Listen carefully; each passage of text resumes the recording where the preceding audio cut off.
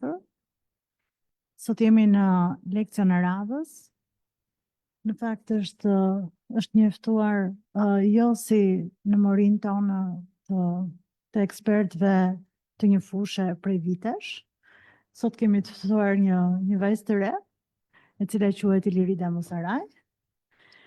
Ilirida është koordinatore e Arkivit të Emigracionit Shqiptar, financuar nga Nisma për Shkencat Humane Publike të Fondacionit Stavros Niarkos në Universitetin Columbia.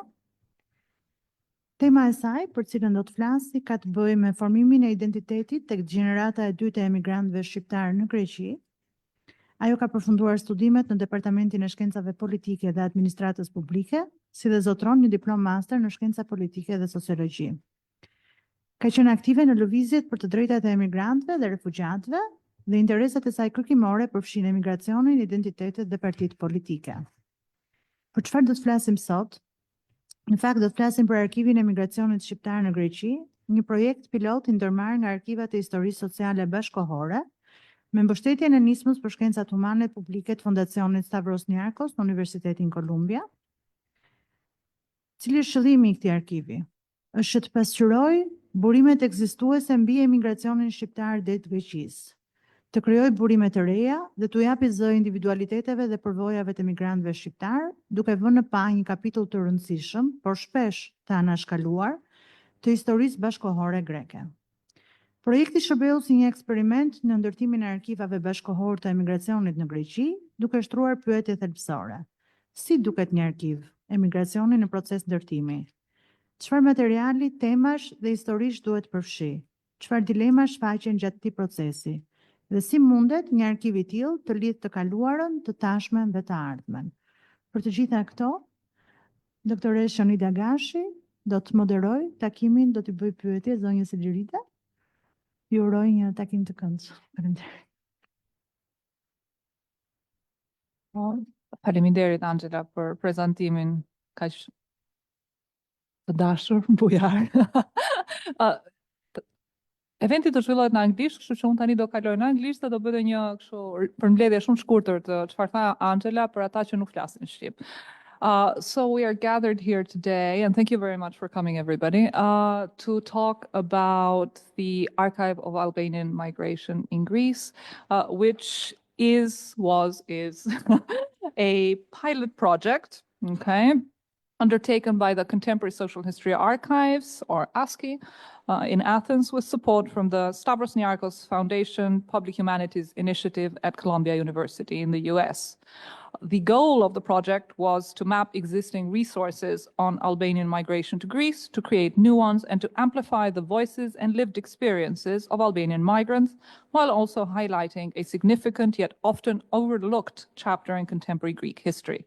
The project served as an experiment in building contemporary migration archives in Greece, raising critical questions such as, what does a migration archive in the making look like? What materials, themes, and stories should it include? What dilemmas emerge along the way? And how might such an archive interconnect the past, the present, and the future?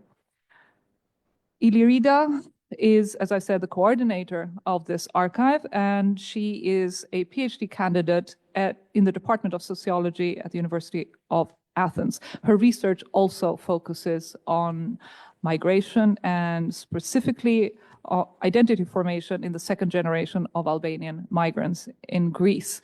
Ilirida, without further ado, let's get started. The plan is for us to talk for about 45 minutes, and then we'll have 20 minutes for questions, and then perhaps we have a coffee in case you want to keep talking afterwards, which I'm sure you will. It's a great project. And Angela and I had the pleasure of going to Athens on a research trip in preparation for this event and met with two people who I'm going to mention right now in my first question. So, for those who do not know, the idea of creating an archive of Albanian migration in Greece was initially conceived by Kostis Karpozilos, the former director of the Contemporary Social History Archives in Athens, to be then developed into a full proper project by his successor and the current director of ASCI, Manos Avgeridis, whom Angela and I had the pleasure of meeting in February when we went to learn more about this archive and its story. Ilirida, you are the coordinator of the archive, but you came in at a slightly later point. Can you tell us a little bit more how you became involved? Because you have played an important role, which both Kostis and Manos went to great lengths to emphasize during our conversation, in transforming the idea for this project into a reality. And of course, you are an Albanian migrant yourself. So can you tell us a little bit how you got involved and what exactly does your job as coordinator consist of? So, faleminderit një herë për ftesën, këtë do ta them në gjuhën shqipe.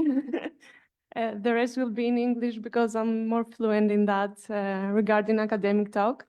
The Archive of Albanian Migration started, and it really is a pilot project, an experimental project on how we can build possibly an archive of Albanian migration in Greece. At the beginning, it was really, when ASCII developed the idea, it was a project that would focus on mapping the available sources that we can use to draw information about Albanian migration. So it was kind of a minimum and realistic expectation of what we could do with the available project and funding. Were you involved already then? No, I wasn't involved. So they drafted I think, I cannot speak on their behalf, but I will try to. I think it was ASCII is a very significant foundation, archival foundation, and they have covered a lot of topics and historical periods, and they are trying to develop also contemporary archives about the more modern history of Greece. And I think they kind of were thinking of, okay, what haven't we studied or archived? And the obvious answer was migration. And because I haven't prepared an introduction on Albanian migration in Greece, because I kind of thought it was obvious, because I would present this in Albania, but maybe it is not. We are the first, arithmetically the first migratory group in Greece. We do not have available percentages of the migrant populations in Greece exactly, but with maybe 4.7% of the population, in total of the population.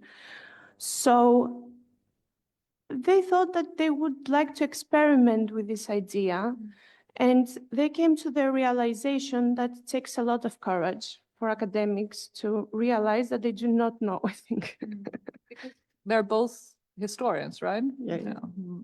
It's an archival / historian foundation. So for an academic to say that I do not know this thing and we have overlooked this thing, not as an archival institution, because it was obvious that they were built for another purpose, but the whole society, Greek society, kind of ignored and overlooked Albanian migrants and Albanian migration, and in reality, all of the different migrations in Greece, as it happens in a lot of countries.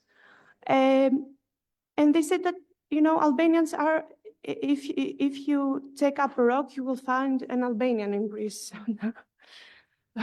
So we are everywhere in Greece, and at the same time, we are nowhere. And we are not seen, and we are not acknowledged through this identity. And also, we have huge stereotypes, good and bad, about Albanian migrants. The bad ones being criminals and the good ones being excellent students in universities and overachievers. So they wanted to see anew those migrants, this migratory experience, and start understanding it and giving it possibly a small visibility.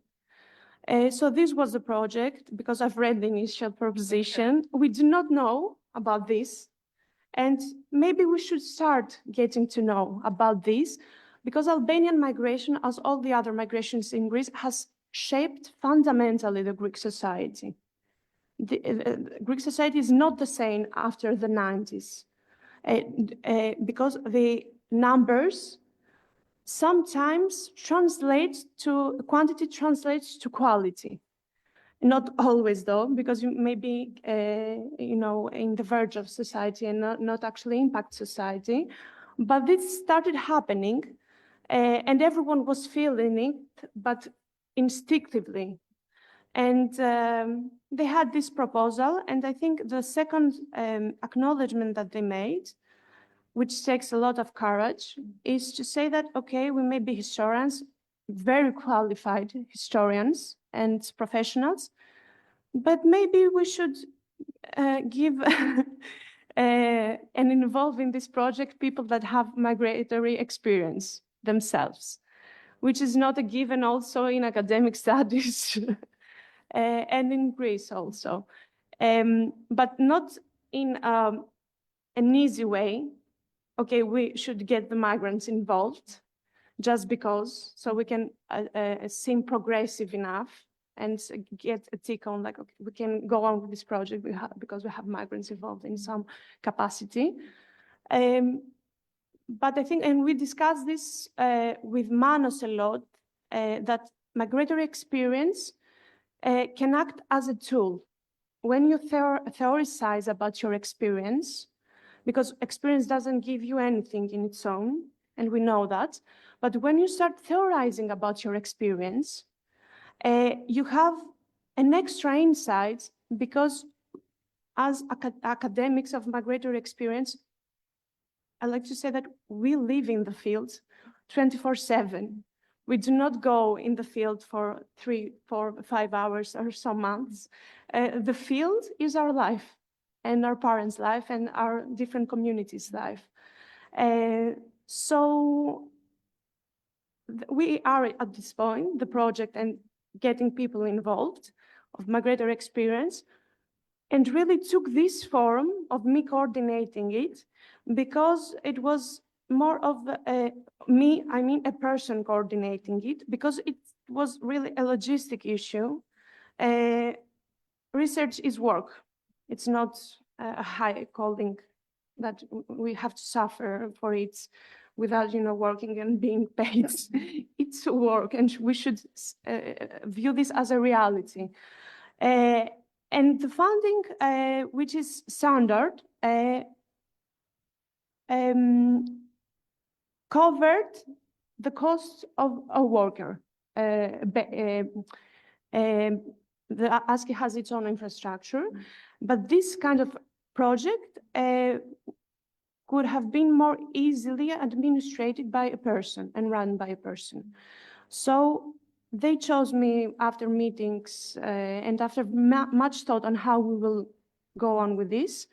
I made my proposal also about the project, and we started this cooperation.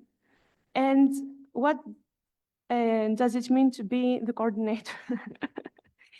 Wait a second. So basically you got involved when, because I know that you were Kostis' student, right?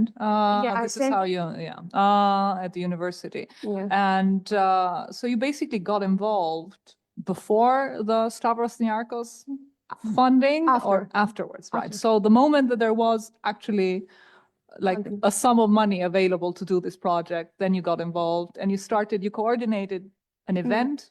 I understand, like a meeting with representatives of.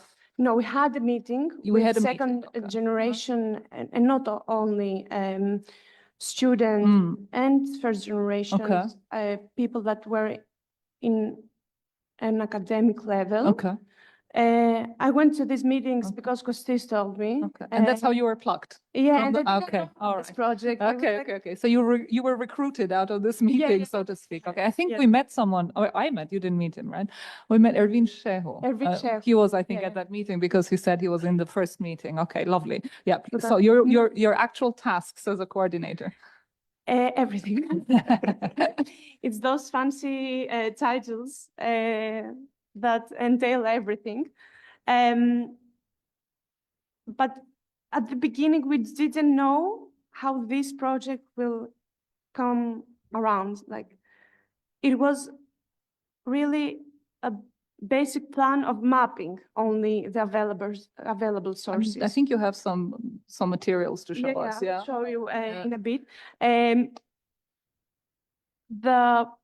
The work consists of actually programming activities, conducting interviews, oral history interviews, and hunting down archives and personal collections. It's kind of being an academic, but also a detective. And I will say more about that. But it was a role with great liberty, because we didn't know how this could develop in the future. It was very experimental, and we didn't have a paradigm in Greece, because in the whole world there are many migrant archives, migratory archives. In Greece, we had only migrant archives from the previous migrations in Greece of refugees of Greek ethnicity. We didn't have any archives after for the populations after the 80s from Africa, Pakistan, and afterwards Albania. So it was like, let's play with this project, do whatever you think, and we will advise you as an institution that has a set of academic knowledge and infrastructure. So it was kind of play with it and do whatever you want, and you do everything, a bit of everything, yeah. Thank you. This really follows up nicely from where you finished off my second question. So for those who don't know, ASCII, or the Contemporary Social History Archives in Athens, is described, like, this is literally from the website, as a leading Greek archival institution for the history of political and social movements, with a particular emphasis on the history of the Greek left. The actual offices are in the Syriza building, because we went to the offices, although technically they're not aligned with any specific party. I asked both Manos and Kostis this question. I'm going to ask it to you again, because I think it's just an important question. And I'm wondering, how many different answers do I get, depending on who I ask? In your opinion, what is the significance of the Archive of Albanian Migration in Greece being included under the umbrella of such an institution? Does it make up for the fact that the initiative to create this archive came not from within the Albanian migrant community itself, which is what might have been expected in this case, but rather from Greek historians inside of an established Greek institution?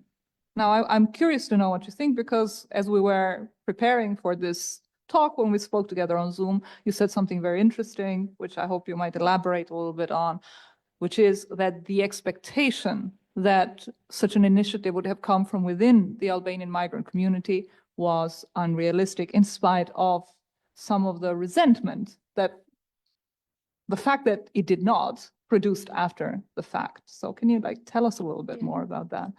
So I'm going to move to this slide, and I will explain why. ASCII is an archival institution and a historical institution with decades of working, and it was established by different archives and personal collections of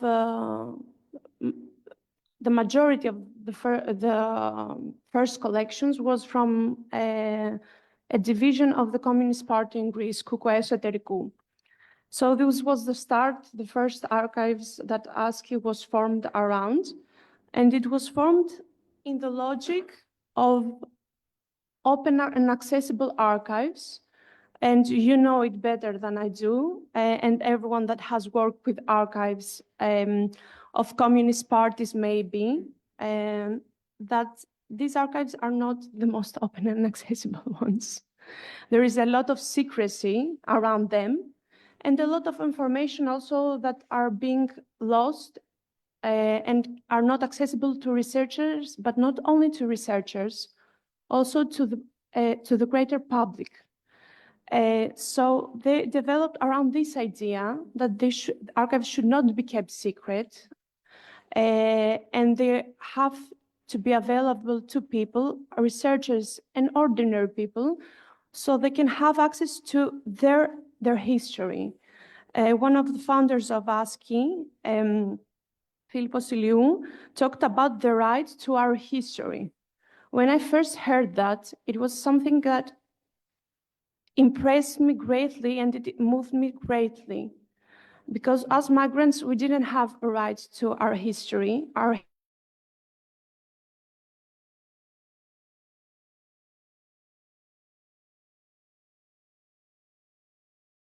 history before our grandparents, and also it is very difficult when we are talking about communist and post-communist societies. It's another level of difficulty.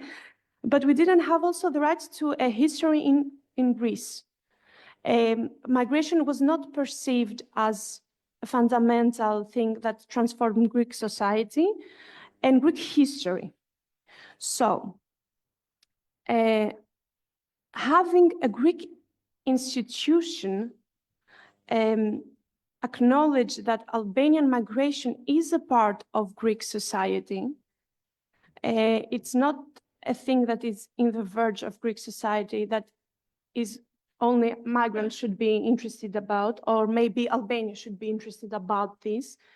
It's part of us. You know, they are part of us and we are part of them. And I think it symbolizes and it works towards this new narrative of how societies are formed and how history is formed. We had a great talk about the 50 years of metapolitepsis in Greece after the fall of junta. We didn't have many discussions about how migrant groups or minorities have shaped Greek society. We had a few, and we did have a discussion about how migration shaped Greek society. But the point of view was very, ethnocentric as everything. Having an institution make this acknowledge and study Albanian migration as a central part of Greek history makes a huge shift, not only on how they see us, but how we view ourselves also. Because we should view ourselves, and we are part of the community in Greece, part of the Greek society. We are not something else. And Greek society is not only ethnically Greeks. Greek society and Greek identity also has been shaped and has been influenced by all of these different populations. The second thing is the available infrastructure and knowledge, which would not be the same as this being a community project. I'm not saying that it is better. I'm saying it is easier. It is easier to have academics that you can work with, and they can help you. Yeah, and how you will take the oral histories, how you will form an archive, having a space to put the archival materials and process the archival materials. And also, I understand the critique about being a community project. The archive was not a community project, it was a public humanities project. And we are very transparent about that, because when we have a tendency to talk about community projects and name everything a community project, because this is hot right now, this will draw the funds. And in reality, you do not have community project. You have some migrants, but you do not involve in a great capacity. You just have them, in a lower degree. This was a public humanities project aimed at giving visibility at the phenomenon of Albanian migration through archiving and mapping it. So I cannot answer if it would be better being a community project. I can say that it was easier in many ways, and that's why we have here. Due to this, we had the chance to actually do a workshop at we can see it here, so we cannot. Yeah, so we don't have to turn. Yes. The one is workshop that I did at Columbia University. And the other one is the first public discussion we had with about the archive at the Festival of ASCII when they turned 30 years old, which coincided also with Albanian migration almost, and it was impressive. This was at 2023, looking the translation is my parents' photographer, 30 years of Albanian migration. So due to this, we had the opportunity to do things that had great coverage. Which you otherwise would not have been able to do. I don't know if we could have reached such big audiences. Yes, because I'm very aware also of institutions. It may sound funny, but we work in institutions. They are, working places, industries of knowledge, and I'm very wary on how they function, how we function. We are always criticizing ourselves about that. But they give you this accessibility that otherwise you couldn't have had, because agenda setting, even in the most basic of social media, is not an easy thing. We have had a huge coverage from the press, and unprecedented coverage. And this coincided also with the emergence of initiatives during these years and visibility of individuals and collectives of our Albanian origin. We were a small stone in a greater. Everyone was talking and about Albanian migration. Don't get ahead of the questions, because that's coming up. Sorry. All right. So I mean, we just saw some objects here, right? So can you tell us what the archive actually looks like? By which I mean, what kind of artifacts, documents, objects, testimonies, and so on and so forth are included in this archive. And obviously, because we here at the Center for Art Studies are attempting to create an archive as well, and we've been tentatively working on it for a few years now. So I'm also interested in some more basic things, such as, are there a set of criteria or perhaps some guiding principles that you use when selecting or rejecting materials? I assume you don't just take in whatever people have to offer.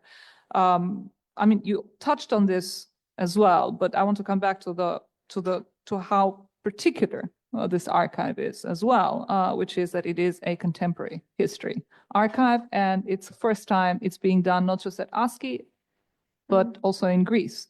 Because typically, I mean, we discussed this with Manos and Kostis as well, typically ASCII is in the habit of acquiring archives, not producing archives, and creating an archive from scratch is tricky. So questions like, what do I include? What do I exclude?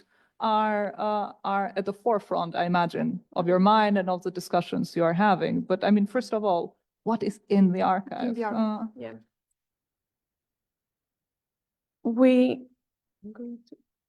this is also other experience we have had due to it being having institutional support. School visits. It was a school visit, and here in the second image we were invited at the Second Chance School of Larissa, which operates inside the prison. Oh, nice! And we have had a workshop of oral histories with the students of Albanian origin there that are also incarcerated, which was very interesting. So this is the start of this question. The first collection that was acquired before my involvement in the archive was a photo collection of Spiros Tavares. I don't know if you know him. He's a well-known photographer. Yeah, he's a well-known, extremely talented individual. This was a photo collection. I think he was, if I remember correctly, he was working as a photographer for media outlets and journals in January of 1991. And they had sent him to the borders, to villages close to the borders. The photo collection is named The Great Exodus. And this was the first thing that we are acquired as an archive. Something may tick in your mind, like, okay, this is an artist. So it was very influenced by artists. But this was a photojournalistic kind of work. Although it looks as an artistic work because Spiros Tavares is so talented that we have this result.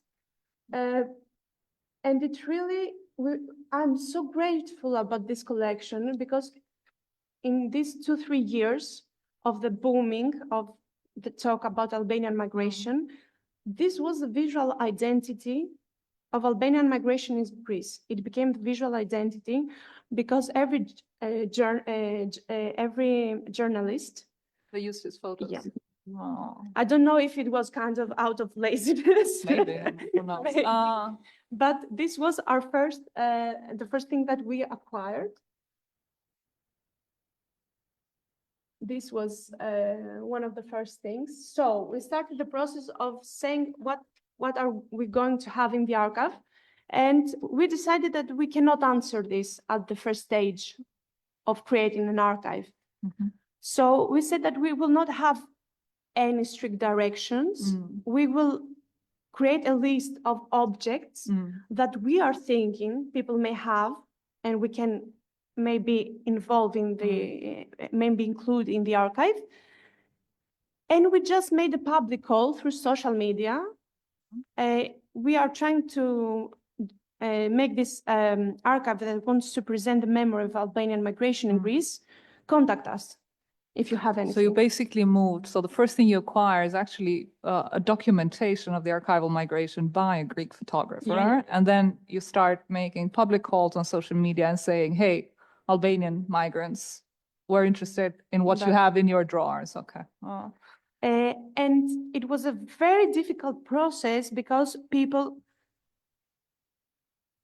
migrants in general are very overlooked. But also we asked for artifacts and documentations that were in their everyday life. They hadn't passed the line of being, forgotten. In public. Okay. No, they were incorporated in their daily lives. Lives. So, and also they didn't have the self-assurance that a thing that they may possess may be of interest to others and maybe of historical importance. So we made this list, but we were very open about other things that we may not have thought about. The first thing, this was a letter. So personal correspondence, basically. Personal correspondence. This is a letter that a father that lived in Albania sent to his child, his son, that had migrated to Greece. Who doesn't have papers? He doesn't have papers, yeah. And you understand that it was before the use of internet. Yeah. So, and you can draw many things about communication then. We acquired this because the granddaughter, the daughter of the father, had this letter and saw it in Facebook that we were collecting artifacts, and she just offered. Yeah, she sent us a message. I had a coffee with her, and we acquired and we digitalized it also because this is the thing. This has high sentimental value, so you cannot you do not incorporate it as a physical thing always. You incorporate it by digitalizing them. As a copy, Yeah, right? as a copy. Okay. So this, we have some few letters. Afterwards, this was I think maybe the second thing that we acquired. Okay. I don't know. Streheza Emigrante Shqiptar. It's a pamphlet from the Forum of Albanian Migrants, published in September 2007, and it is from the collection that Ervin Sehu donated us. It is a personal collection that has some documents about the Forum of Albanian Migrants. So we have some personal collections and some artifacts about Albanian organizations created in Greece and having activities in Greece. So the other thing, The telephone here. cards. This was the unexpected thing. This was what blew my mind. Okay. Because we had made the open call. We received a lot of messages from people, and some people were just sending us messages and and saying that we want to help, we do not know how. Let us know what you want, kind of Yes, thing. and yeah. we were like, we do not know what we want. We don't know what we Tell us want. what you have. But this was the unexpected thing. We talked about, I knew the donor before, Valbona Histuna, which we thank her immensely for her dedication to their archive and her donations, and the parents that are here. Thank you for coming. She came from Thessaloniki in our offices with a suitcase. Okay. Literally, she came with a suitcase to our offices, and she had a lot of Stuff. and she I had these telephone cards, Yeah. 671, I think. I've measured them so many times, and I can never remember the exact number. And she came with a bag full of telephone cards to our offices, amongst other things, and we're like, what is this? Yeah. And then it clicked me as soon as I saw it, that these telephone cards are such a huge part of our history and our experiences in Greece, again, before the internet happened. It's the 90s, basically. And in 2000s. And 2000s, because okay. we, of course, we had the internet in the 90s, but it was not so widespread. So the telephone cards were the main form of talking with your family back home. And before having permits of residency, you couldn't also travel between the two countries. And that meant that you couldn't see your parents and your family so often. So this is so heavily emotionally the way of us communicating, and really us sharing so much intimate moments through these telephone booths and telephone cards. Being happy, crying, maybe even experiences death news in these telephone cards. So when this came, I was shocked, and I was so overly excited that we would have these telephone cards in our. They are from a single person. Yeah, I understand. They are her collection, and this means a lot that the person has kept that and requires an analysis. And this is also the migratory experience as a methodological tool that I was talking about. Maybe if it was a person that didn't have the migratory experience, maybe this person couldn't understand the value and how this translates and translates to our lives and to our experiences. Another thing, it's the jacket Valbona wore when she first crossed the borders. Yeah. I'm not going to talk about the whole history. Manos and Kostit remembered it, and they told me that she kept it because she wore her best clothes. 'Cause Yeah. she thought it was going to be the happiest day of her life. So she wore her nice clothes. Best clothes, Yeah. her best clothes. And you can see it, you cannot see it clearly, you could see it in the poster. It's beautiful, it's very well kept. She kept it wrapped she up took and care of clean. it. She took care of it, yeah. And she donated this too, she donated it us in their physical form. And it was difficult, you know, we were thrilled about accepting The gift. the Yeah. gift because it's a gift. Yeah. People gifting you of their experiences, it's the ultimate gift, and sharing it and valuing you that you will preserve this thing that it is very important about them. This also required the infrastructure and keep to keep preserve, because yeah. they are now Objects. everything is digitalized. A room means money, space means money, but we decided to keep them and find space for them because it's important. The material aspect of the migration is so important and can give you information that papers cannot give you. This thing that we do not have more accurate photographs of that because they are personal papers.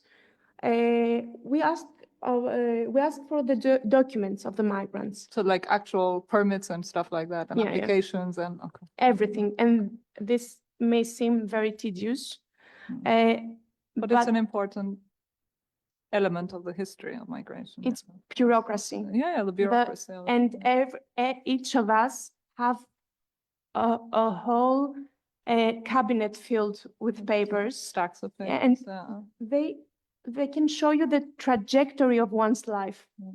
If you know these kind of papers and these permits, you can see the trajectory of a person's life.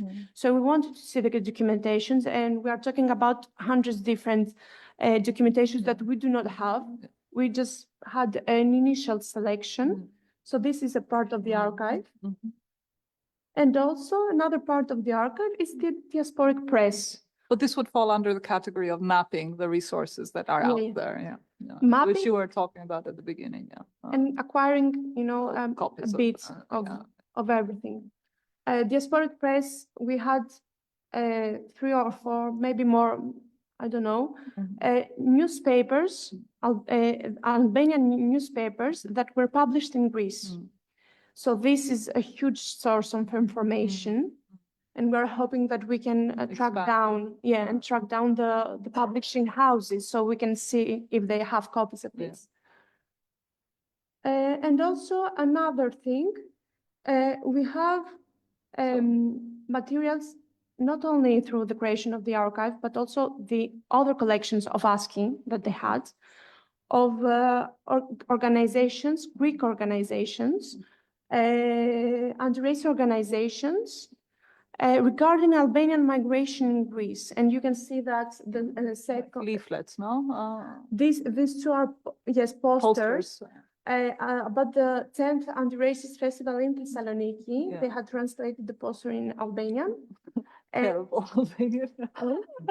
It makes no sense. I know. Translation was always very... And this is like... I think this may be correct because it's more easy. Yeah, it's easier, And this is for a demonstration. And we can... so this is like ephemera, basically. Ephemera, like posters, leaflets, produced in relation to some kind of event, festival, demonstration, And anything, you can see, you can find also articles about Albanian migration, but you can draw a lot of information on how the anti-racist movement connected with Albanian migrants, on how they dealt with the Albanophobia, or how they dealt with our connection with them. I think, I don't know if I have anything else. No, this kind of things. Now, I mean, what I like that you mentioned Valbona's case, because there is an element of self-historicization there. Somebody who is aware that a personal experience will eventually become a historical experience. So she kept her own archive and took really nice care of it. And at the first opportunity, it's like, here, take my stuff. So my next question is related to that. You yourself are a member of the Albanian migrant community in Greece. I mean, we were talking earlier, and I said, would you accept being called a second generation migrant? And you said yes. No, but my question is not about that.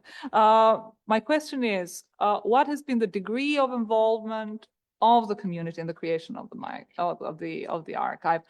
Obviously, the archive depends on the generosity and the cooperation of the community in order to acquire stuff, right?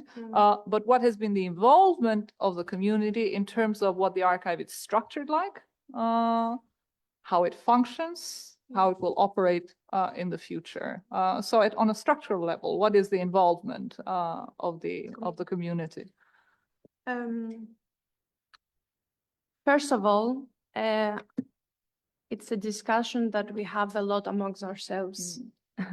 I mean, Albanian migrants in Greece, of what the community means as a term and as a practice. We do not have an Albanian community in Greece. Yeah. We have a lot of different communities and a variety of organizations. And also a significant percentage of people are outside of these organized forms. Due to the nature also of Albanian migration and the history that those people carried coming to Greece. But we have different communities. There is not a homogeneous community that functions in a certain way. And also, with this being a lot of communities, we're talking about different narratives and different collective memories inside the group. We have different collective memories, Greeks and migrants, and Albanian migrants, and maybe Syrian migrants, but we have different collective memories and narrations inside the group, meaning the Albanian migrants. And sometimes maybe antagonistic collective narratives.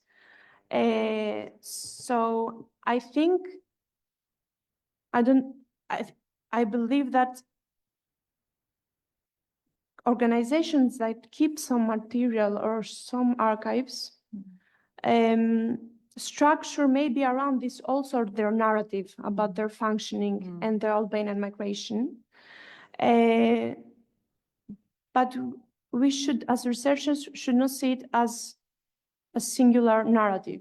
And that is the interesting thing about being a researcher, that you can incorporate all these different narratives without picking and choosing, which this may have happened. And this will happen if how do we say it? Archives, anti-archives, if anti-archives follow up. Counter-archives. Yes. If counter-archives, I hope they will form in the future. So we can see it, as an open space of discussion and seeing the different narratives. This is, the Archive of Albanian Migration is not still an archive in general definition, because it's very small. It tries to create, we try to create a first collection. But this can be done also from the community. We have talked with communities in Greece. I think with 3 or 4 of them, we had meetings. And we have seen also an archive of a community, of an organization of Albanian migrants. So we are trying to keep ourselves open to these different organizations and to individuals, of course. But I do not think that we can easily talk about Albanian community as a whole. I understand. And also, because this is a small project, I hope we get to continue this. We should get to talking about how this will function. What you said, the archive and any archive in general should have some. It's not the right word. I cannot find the right word. Kind of custodians from the community that they get to have advisory role on how this will develop. We have a thing given that it will be an open archive. This was given from the beginning. So it will be available to all equally. But we should, maybe we were talking about maybe creating a board, an advisory board. So it's still an open question, basically. It's still an open question because you cannot decide have an advisory board for these small collections. But if it materializes in something bigger, we will get to these questions. We have arrived to these questions theoretically. But not the answers. Yes, and not being. But I think everything that works. I do not know how different archives work. I know some archives or some institutions work with the advisory board of families or minorities that are involved. I would like this to happen in the future if we proceed with our work, and always being in communication with the. Not all organizations want to be in communication with us. But those who are willing. Because they may want to do anything else. Also, other initiatives will come, maybe wanting to create these counter archives. But this is the whole point, that we should enlarge the space. Yes. We should not, fight. Narrow it down and centralize it in one spot. We should be grateful that we have people doing PhDs about Albanian migration, and many of them many of them now are of Albanian migratory experience. There are not Greek academics that study there. They are the same. And so the landscape could change significantly in the near future. The academia, if we persist working, in the economical conditions of the Balkans, but maybe we will have a different landscape and a different way of conducting researches. I understand. We could keep going for forever, but we're running out of time. So I will get to my last question, because we want to give everybody a chance to say something as well. I had an extra one, but I'm going to save it for the Q&A myself. I get privileges as moderator. So we're at the Center for Art Studies. So I'm going to end with a question about an exhibition, which in a way was a high point, not just for the archive, but also for the entire Albanian diaspora in Greece. I'm talking about an exhibition that took place at Tavros, which is a community art space in Athens. So the exhibition was held briefly for 3 weeks, I think, right? No, 3-4 weeks? 11 days. Oh God, even worse. Okay, in September 2024, right? And it was curated by yourself and an Albanian cultural worker, Pati Vardami. Now, this is how I first heard about the exhibition. And I think, and I didn't even hear about it from Albanian people. I heard about it from foreign people, or contacted me and saying there's this exhibition, everybody's talking about it. Somebody has to write about it for this art journal that we publish here at the Center for Art Studies. I've given you a copy, so we're cool. Tell me a little bit more about this exhibition, because it really seemed like at that point, the Albanian diaspora in Greece had arrived somehow. It received massive press coverage. I also interviewed Pati Vardami, who was your co-curator, and she said the same thing. I also interviewed Ervin Shehu. He said the same thing. And Manos and Kostis also pretty much confirmed the same thing, that it was a very, not just a significant moment for the project, but for the entire migrant communities of Albanian origin in Greece. I mean, I am specifically interested because archival exhibitions are very, they have their own niche. There is a history of them. So I'm particularly interested. How did you translate the archive into an exhibition? I mean, you don't have an art background. The people you work with regularly do not have an art background. The only person who I understand had an art background was Patti. So how did that work in practice? What were your expectations? What were your goals? And I understand it was a huge success, but how did it pan out? And with that, we will wrap up. Keep it sweet and short. 5 minutes, go. This is the poster of the exhibition. bag full of telephone cards. The exhibition was not a given from the beginning of the project. We just wanted to do something to reach a greater audience. And we were like, okay, cool. And also celebrate the people involved in the archive, the ones that gave us oral histories and their collections. We wanted to celebrate them and to thank them. So we thought that the best way to do that was by doing something public. So we did this exhibition. We started thinking about this exhibition. I'm going to keep it sweet and short. It was a whole roller coaster of decisions being taken and then, you know, reversing it. The form that it took was a weird form because we did that at Tavro Space, also an artistic space, an artistic communal space. But we were very clear from the beginning that this will not be an artistic exhibition. And not only because people did not have the background. Okay. They do not have cultural background, but Are you suspicious of art? Oh, they're suspicious of art. Oh, there you go. Suspicious of art. But I'm saying that because Manos and Dimitris have curated and been involved in a lot of exhibitions of historical/cultural value. It was not their first rodeo. It was my first rodeo. That's why it was so hard. This is also photos from the openings of the exhibition. You can see the space. This was the space also of Tavros. The concept was honest, I will say, I dare to say. We will present our experimental dealings with working in an archive, and we will do it in the most nerdy way by forming a round table, as we have in... This is one. This is the one. This is the one. One is in a round table, which we had also the oral histories there, segments from oral histories.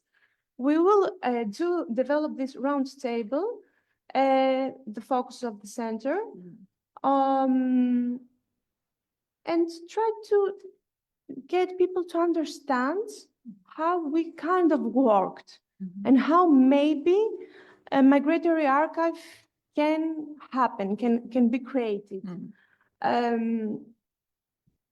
I know that there is a huge history of artists working with archives. I hope we get to do that in the future. But with this, there are some of them here, artists, cultural workers doing archival stuff. Yeah, and it is very helpful also because archives are alive when people get to work with them. If the people are not interested in the archives, they are dead. But we didn't have enough material for people, I think, to work and to play around with it. And also we wanted to present our work, our experiences with these archives in a not really curated way. But we understand, even though we are academics, that art and artistic insights, at least not art, because we didn't have art there, are helpful to mediate these experiences to the audience. We had the concept built with Manos and Dimitris, but we wanted a person that actually had experience, which was Patty, a person that I knew and I respected before in an analytical level, and also a person of migratory experiences herself. So working with her was very helpful in establishing the exhibition in a more friendly and visually good way. And I hope we didn't repress her because she is a curator. I understand that curators are small gods in the artistic world. But I hope really, because this was a public humanities research kind of thing. It was a more nerdy and Yeah, okay. you just don't trust art, I think. I You're don't going to get a trust lot art, of but questions I had- about this. We had a good collaboration with not only with Patty, of course, and the insight and help she brought in this, but also we had. I'm going to run that here also. Hold on. I'm going to run some more artifacts. You can see here the videos. We had only acoustic segments, but here there is an interview of an Albanian migrant, a deaf Albanian migrant. So this was the only thing that we had a visual image for obvious reasons. You can see here people listening and getting to experience it. And we had this film, Otrando, by Latin community, again, artists in our area. And this was what you're saying, I don't trust art. With my cooperation, also with Taros and with Patty, I started kind of trusting it. And also with seeing works like this, this piece, Otrando by Latin community, is available online. You can find it online and watch it. It's heartbreaking and of great historical value. I understood what art, it's a doc kind of film. I understood what culture can do through this film and through seeing the reactions of the people coming and watching this film. I mean, I heard people were like crying and fainting at the exhibition, stuff like that. People also. Okay. Okay. It was an emotional. So I'm going to, and these were the discussions, of Because course. you had satellite events, you had a series of panel discussions. Yes, to also a accompany, public program. But I will end it here because I think some questions may be addressed to other aspects I of think the so, yeah. exhibition. So Thank you so much. You've been wonderful. Thank you. Come on. All right. All right. Now I expect very good questions. There are a lot of archival people around. He's hogging the attention. All right. He has zero background in art or archives, but he builds the infrastructure for them online. But no.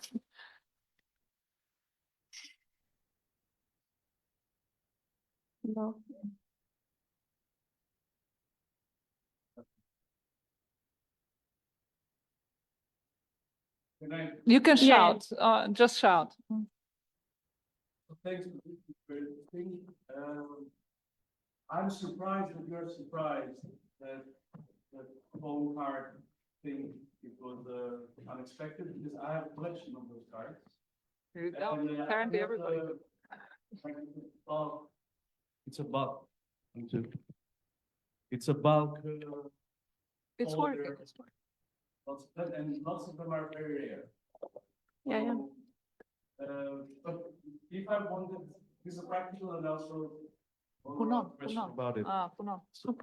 So if I was to, because I don't understand, I was not aware of the level of the progress of the project. My question would be, so if I had to donate stuff, well, who is the institution who will keep them? And how accessible is it to other people? And how? I didn't know. And how accessible this will be to other people as well? Yeah. And I asked about the institution because as an ex-immigrant myself, I had no expectations from the Albanian authorities in Greece, from the Greek authorities in Greece, and also from various other social groups. So he has zero trust. It's not only me.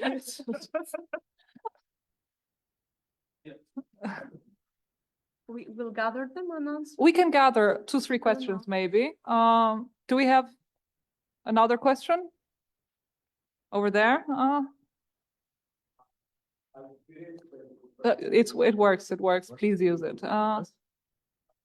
Curious when you first started to reach out to Albanian migrant communities in Greece, you mentioned via Albanians, how you kind of framed that invitation, and if you had to try a few different methods, and what worked for you to get them to the project? Okay, so these are related questions. If we have a third related question, maybe somebody say something. Otherwise, no? Okay. You can, yeah. So the Archive of Albanian Migration is a part of ASCII, of the Contemporary History Archives. It's a subdivision, archival subdivision there now. And the donations are made to ASCII to be incorporated in the Archive of Albanian Migration, specifically due to the topic. Many times. Oh. No. Asking about the involvement of Albanian institutions. There. That's why I did the question. No other institution has an involvement in this. It's only ASCII, of course, due to the open archives policy. The second question that you said, it is open by request for use, for free use, of course, and also it is open working hours. We have reading rooms that people can visit and see the artifacts and hear the oral histories. We have had some visits, but not a lot, because we are trying to see which material we will have available for viewing. For example, for the papers, there are some hugely personal details and bureaucratic details that we should get an advice on what will be seen by people or not. For example, in oral histories that people give us, and in any artifact, they get to choose the terms of their donation to us. So if they want the material to be accessible to all, okay, interesting. If the logic is open archives, but understand. maybe if someone gives an oral interview, it hasn't happened till now. But potentially it could happen. Potentially, yes. They may not want 2 minutes of this to be available to the audience, and we are very, wary. We have some segments online. We're very wary of what will be online, because in the archives, anyone can, inside the institution, anyone visiting can listen to them. But it's an open question for us also. The donor can decide the terms of the donation. For example, if they want their collection to be opened after 10 years. Another donor has asked that donated us the material from the Forum of Albanian Migrants, not Ervin. Another one wanted to be anonymous.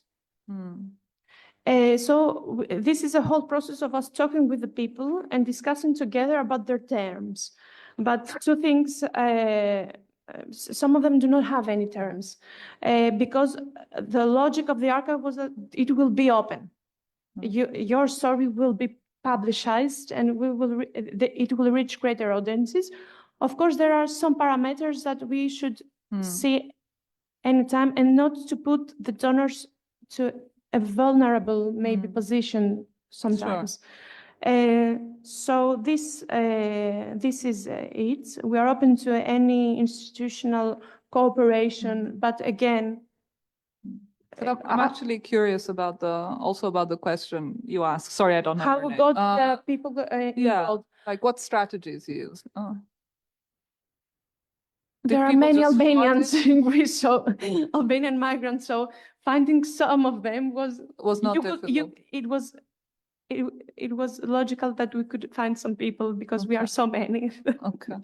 What is the number right now? Of donors? No, Albanian migrants. Like, what's the number? We do not know. We know an official percentage. You told me. Yeah, 0.7%. Yeah, we do not know it. What about the donors? How many? The donors, I do not know. Okay. I have to look at it. But we have, for example, 11 oral histories. Okay. Of many hours. We did a social media thing, and of course we informed some people that were close to us, or through organizations, and that's how, for example, we got to meet with the Non-Teresa organization in Thessaloniki and view a part of their archive. I think by telling the truth.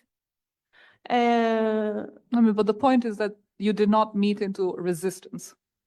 We didn't meet resistance because You didn't need to use tricks and like cajole people into working with you. It was.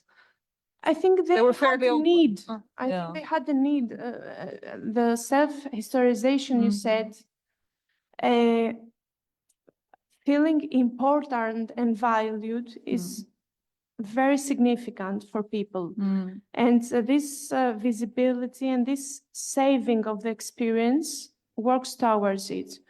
Of course, we met with people that we didn't have a donation at the end, but this is okay because not all people want to do that. Give something. I think the trick was that it will be public.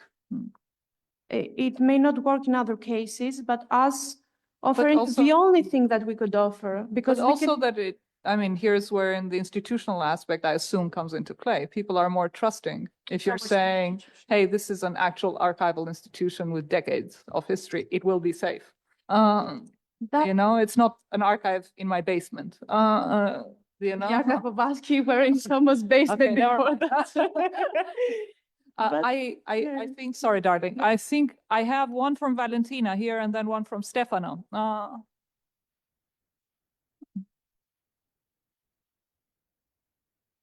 I've been trying to formulate it well in my head, but I knew about the exhibition and I knew partly. We're also collaborating with Tavros. I run the program of the space here called Boulevard, and we are trying to create more institutional connection between artists here and artists in India. So in a way, I know that they do a lot of work with like, for example, giving tours of shows in Albanian. So there is an old context, I guess, that this exhibition that gives sense for this exhibition to be in Tavros especially. Of course, apart from the involvement of parking. But I was just wondering if, because I understand your methodology and kind of ways through art, but it's not easy, you know, it takes a while. But why not maybe opening this material in other spaces, since like thinking about the nature of this art, like the wider nature of the art. So I don't know, in an anarchist center, whereas of like if you decided to do it in that space, would you be open in the future to have more collaborative interventions by artists or art institution, or a collaboration between people with the material of the archive that can also eventually increase the possibilities of this design of the archive with the communities, like, you know, to say one of the communities that exists.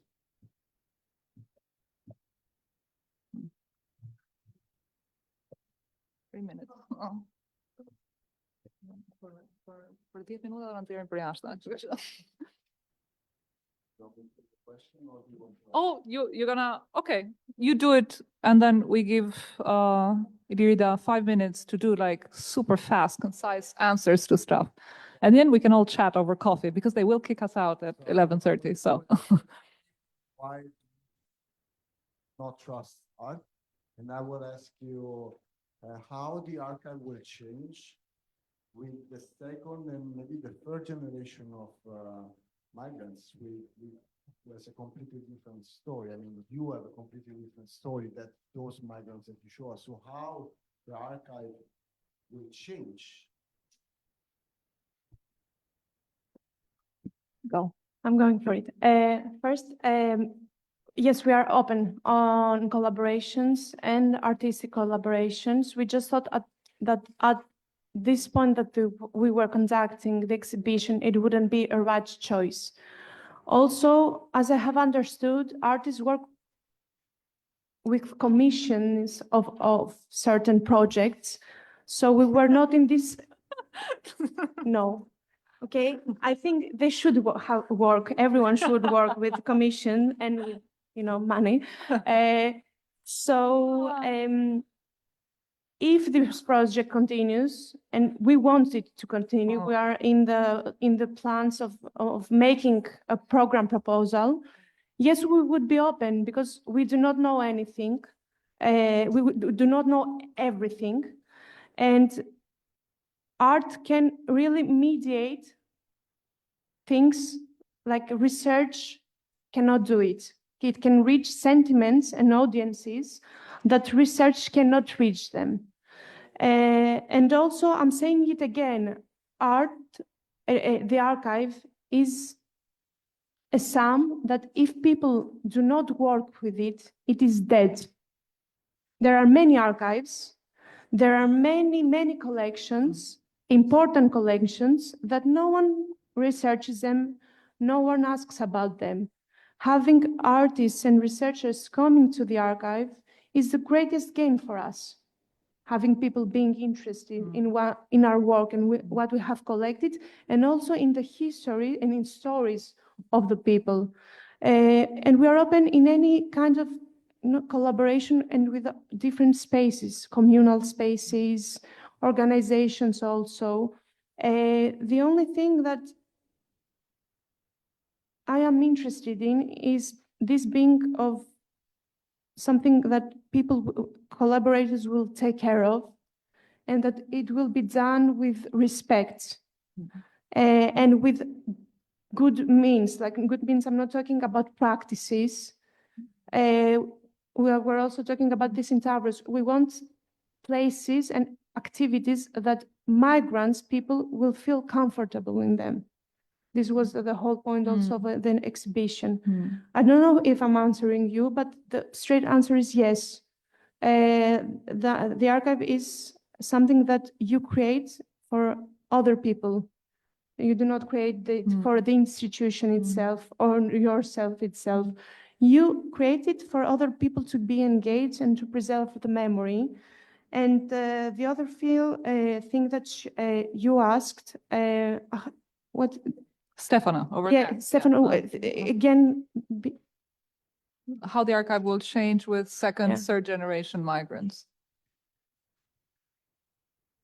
To others.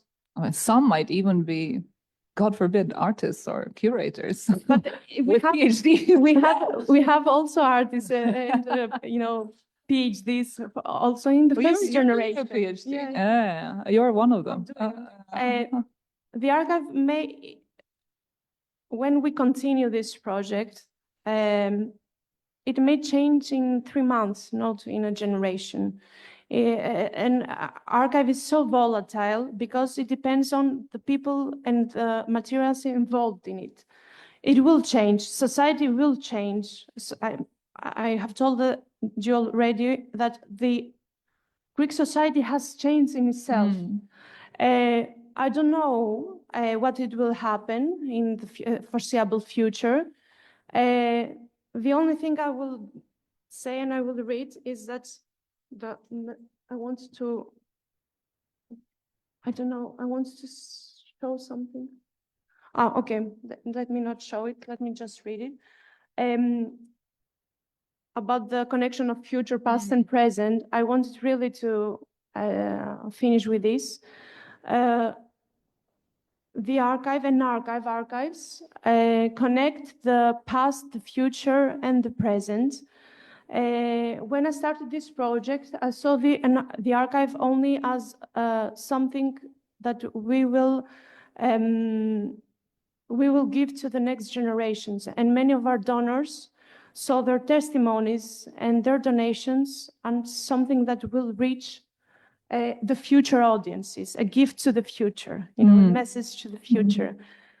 What I understood, though, from my engagement with this project, is that an archive is of past, future, and present, but it had a function that I did not understand from the beginning, curing